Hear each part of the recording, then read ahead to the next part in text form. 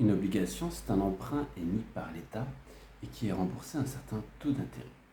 Ça devrait être simple. Sauf que, en général, nous les particuliers, nous ne pouvons acheter ces obligations d'État que par des ETF.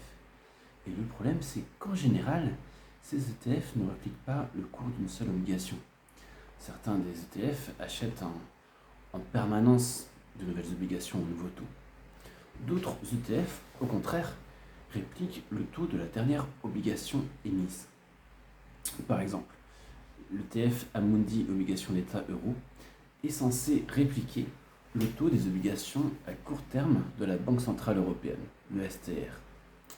Mais quand vous regardez son cours, quand vous le comparez à l'évolution de ce taux, vous voyez qu'il suit une évolution inverse à ce taux. Bref, tout ça est très complexe, il y a différents facteurs qui viennent impacter le cours des obligations et des ETF obligataires, mais il faut garder à l'esprit que le principal facteur qui impacte ce cours, c'est encore l'évolution des taux d'intérêt.